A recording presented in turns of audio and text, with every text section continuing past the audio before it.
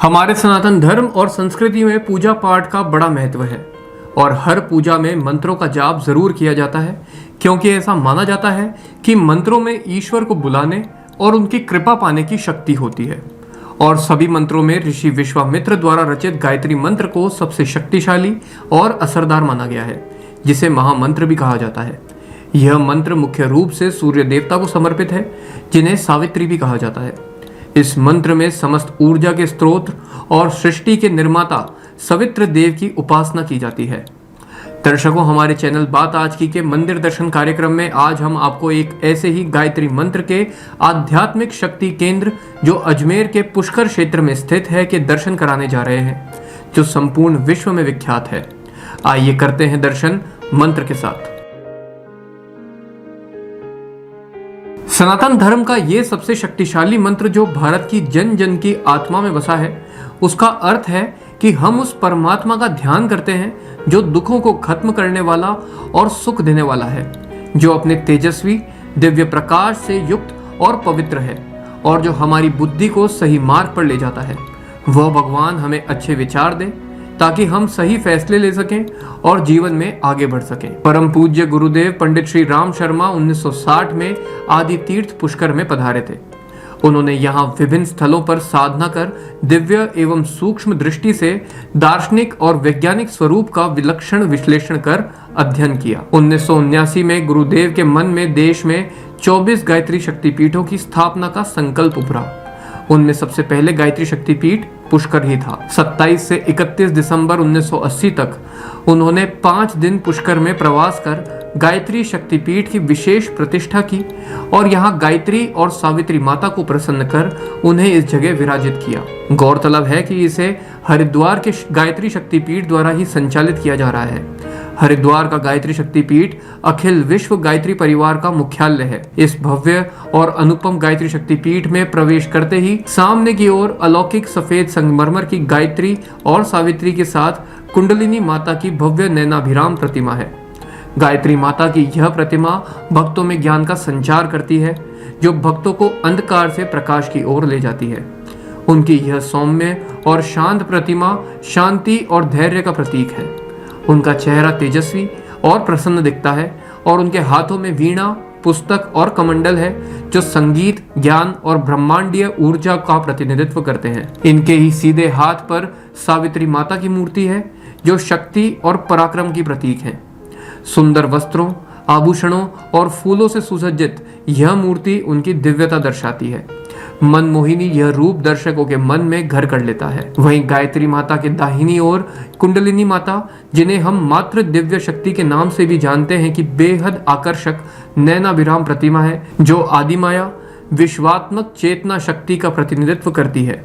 प्रतिमा को देखना साधकों को आंतरिक शक्ति और चेतना के जागरण की ओर प्रेरित करता है। इन्हीं प्रतिमाओं के पास दिव्य अखंड ज्योत जलती है, जो हिमाचल से लाई हुई है। दर्शकों, इसी भव्य परिसर में मंदिर के दाहिनी तरफ काले पाषाण से बना प्रज्ञेश्वर शिव मंदिर भी है।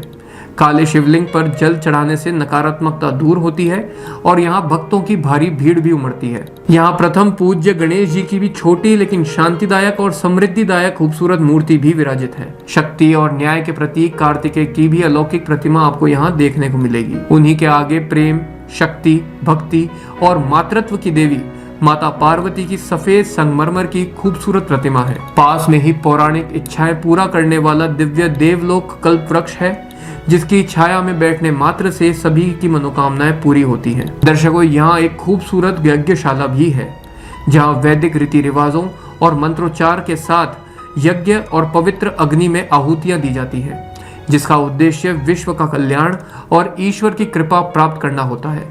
यह स्थान न केवल अनुष्ठान का केंद्र है, बल्कि शिक्षा और प्रायोगिक धार्मिक क्रियाओं के लिए भी उपयोग में लिया जाता है। यहाँ गुरु शिष्य परंपरा के तहत ज्ञान का आदान प्रदान भी होता है। यज्ञशाला के ठीक सामने भारी वातावरण के कोलाहल से मुक्त एक खूबसूरत साधना कक्ष है, जहाँ बैठकर भक्त अपनी आध्यात्मिक साधना करते हैं और अपने मन को एकाग्र कर आत्मिक शांति प्राप्त करते हैं। दर्शकों, इस साधना कक्ष में बेहद खूबसूरत फोटो की गैलरी है, जो अनायास ही मन को मोह लेती है। यहाँ खूबसूरत वैदिक धार्मिक ग्रंथ और शैक्षणिक पुस्तकों की एक बड़ी लाइब्रेरी है, जिन्हें कम दामों पर भक्तों को उपलब्ध भी कराया जाता है।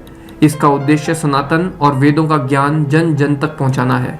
इन्हीं में रामाचार्य जी की लिखी 90 पुस्तकें भी उपलब्ध हैं। यहाँ 12वीं तक का गुरुकुल और कन्या महाविद्यालय भी चलता है, जहाँ बहुत ही विद्वान शिक्षकों द्वारा बच्चों को शिक्षा दी जा रही है। यहाँ के सहायक व्यवस्थापक सुरेश शर्मा ने बताया कि गायत्री शक्तिपीठ में मनुष्य में दैवत्व के उदय के लिए प्रति माह एकादशी से पूर्णिमा तक 5 दिन के लिए सावित्री साधना का आयोजन होता है। वहीं यहाँ सभी धार्मिक कार्यक्रम जैसे मुंडन, उपनयन संस्कार, तर्पण आदि निःशुल्क किए जाते हैं।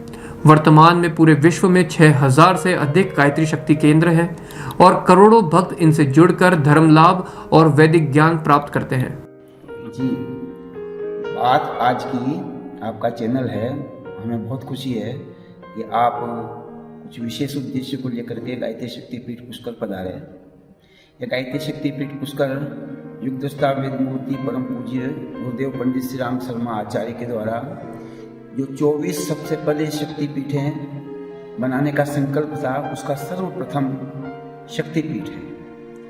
और इसी शक्तिपीठ के लिए परम पूज्य गुरुदेव 27 दिसंबर 80 से 31 दिसंबर 80 तक यहाँ पर रह करके, और जिस जगह हम खड़े हैं इसी जगह पर रह करके, पास में साधना कक्ष है, 5 दिन तक रहे और यहाँ पर गायत्री माता, सावित्री माता एवं कुंडलिनी माता की मूर्ति की प्राण प्रतिष्ठा की। गुरुदेव ने कहा उस समय हमने बड़ी मन्नत के साथ में गायत्री माता और सावित्री माता को एक जगह स्थापित कर दिया है। गुरुदेव का संकल्प मानव में देवत्व का उदय, धरती पर स्वर्ग का अवतरण। इसी को साकार करने के लिए शांति कुंज हरिद्वार से प्रेरणाएं मिलती हैं और यहाँ पर आकर के इस क्षेत्र के लोगों, ये पुष्कर अरण्य क्षेत्र है, इसके लिए गुरुदेव ने आकर के और यहाँ पर इसकी प्राण प्रतिष्ठा करी। बहुत बड़ा यहाँ पर साहित्य का भंडार है गुरुदेव का। पास में साधना कक्ष है जहाँ पर बैठने से एक अलौकिक शक्ति का अनुभव होता है। पास में पंचकुंडीय यज्ञशाला है, यहाँ पर हम खड़े हैं, यह हमारा सभा भवन है। इसी के साथ में लगा हुआ गतिविधियों को बढ़ाने के लिए, शैक्षणिक बढ़ाने के लिए यहाँ पर एक हाई सेकेंडरी स्कूल चलता है। कन्याओं को गुरुदेव ने हमेशा महिला जागृति का अभियान चलाया, उसके लिए एक कन्या महाविद्यालय भी यहाँ पर संचालित होता है।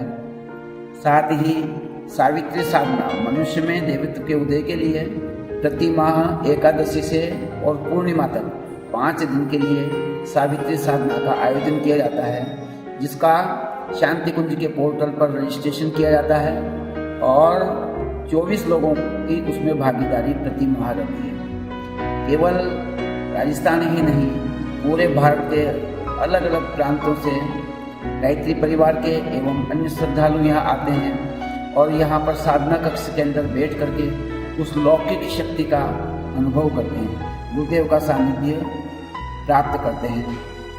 गुरुदेव का सपना निश्चित रूप से साकार होगा, मानव में देवत्व का उदय धरती पर होगा। हम बदलेंगे, युग बदलेगा, निश्चित रूप से साकार होगा। आपका शुभ नाम? मैं सुरेश कुमार शर्मा, यहाँ पर सहायक व्यवस्थापक की भूमिका में हूँ। मैं निवासी कोटा से हूँ और गुरुदेव का शांति कुंज का आदेश है तो मैं यहाँ पर मुझे सेवा का अवसर। ठीक। मेरे साथ में हमारे भाई साहब हैं, रामजी लाल जी फोगाट साहब, ये झुंझुनू से हैं और ये भी आजीवन संवैधानी हैं और यहाँ पर जो साहित्य का बड़ा भारी केंद्र है उसके प्रभारी हैं, आप उसको संभालते हैं, जिससे गुरुदेव के विचारों को हम जन जन तक पहुँचा सकें। धन्यवाद। तो दर्शकों, ये था अरण्य क्षेत्र पुष्कर में स्थापित गायत्री शक्तिपीठ, जिसके दर्शन से आज हमें पुण्य लाभ प्राप्त हुआ। अगले गुरुवार को फिर किसी नए मंदिर के साथ उपस्थित होंगे। तब तक के लिए आज्ञा दीजिए और देखते रहिए बात आज की चैनल। धन्यवाद। जय श्री राम।